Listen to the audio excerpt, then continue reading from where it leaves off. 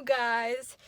So a lot of you have been asking me how can you improve your squat, and I mean there's a few I shouldn't say a few, there's quite many different reasons why either you have some limitations in your squat or things to work on, whether that's weakness or a tightness issue.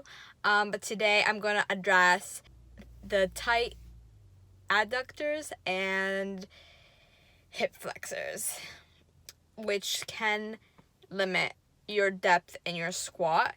Because again, if you aren't able to, if you're tight in those areas, you're not able to strengthen those muscles, because tight muscles, just like loose muscles, are really weak because they're already tight. So when a muscle contracts, you have the muscle fibers that go over each other and come together. But when they're already tight, they can't contract anymore. So that makes it weak also. So you want to make some work, make some mobility. So I wouldn't do these exercises on the days that you're doing squats. I would either do them after like the workout or like on some other day. But these will definitely help, again, open up those, get some more mobility in the hips, stretch those hip flexors, hamstrings, adductors, and hopefully this will help your squat. So without further ado, let's get to it. So lighting was very dim, but I hope you can see. So first you're gonna get into a wide straddle, and what I really want you to focus is having a flat back, so no rounding. If you can't get to the floor, it's okay. I'd rather you use a block or stay higher up on your hands in order to keep that neutrality in your spine. You see, no rounding, just keeping that straight. What will help is really pushing your hip bones forward and back. And then what I like to do to really encourage that back neutrality is by coming into a down dog but with a wide straddle and really pushing into my shoulders, and again pushing those thigh bones back and my hips back and up, almost the thought as if I wanted to tilt them forward so I can keep that straightness in my back to really open up the adductors and the hamstrings as well. So I would sit there for a couple of minutes till you feel some kind of release. Afterwards, you keeping your legs wide again, 90-degree angle on both sides, knees and ankles, and then you're just gonna rock back and forth. Again, we're prioritizing the neutrality of the spine and keeping it straight. This will help a lot if you have trouble with butt winking in the squat. So in order to get a deeper squat without the butt wink, I would really encourage practicing this, not rounding when you go back, but again pushing those hips back and up to really keep that spine straight. A mirror will definitely help so you can look at yourself and see what your body's actually doing, because no matter what, you will feel the stretch in your adductors.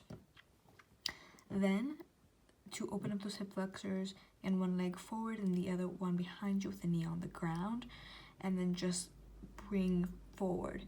Again, the importance here is not to bend your lower back, rather push your hips forward. And then another thing that will help here is lifting your back leg off the ground lightly and then down again. What you're trying to do is lift your leg without having to lift your body up as well to really get that stretch. After that, the arm on the side of the leg that's back, reach up in the air and then tilt to the opposite side towards the front leg side. That will really engage all the hip flexors because they really attach really high up onto the pelvis. And then you can raise both hands, and if it's comfortable, you can look at your hands. From there, straighten your front leg, and again, adjust your hips so they're not winging on one side or the other. Try to keep them square to the front of the room. And then again, as much as possible, keeping that back straight and working the flexibility of the leg from a straight back rather curving under. If you do have access to blocks, this can help give you height. Flex and point also to just see the difference in how it feels. After you do that on one leg, rinse and repeat. So go over to the other side. Again, keep pushing those hips forward and trying to maintain a neutral spine, not bending at the lower back. And then lifting your knee up and down, really trying to activate the hamstring to release the quad and really open up those hip flexors.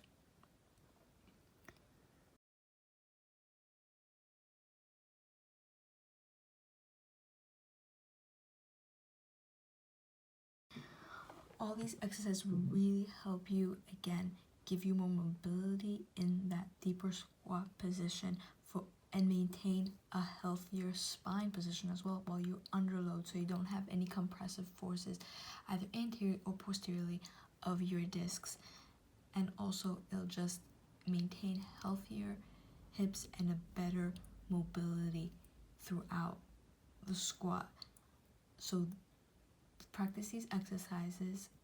Don't force any stretches more than you can go, and I hope these help. Let me know in the comments below if you have any other questions about the squat or anything you're having trouble with or you want to see. Like my channel and subscribe, and I hope to see you soon, my boss babes. Love you all. Bye-bye.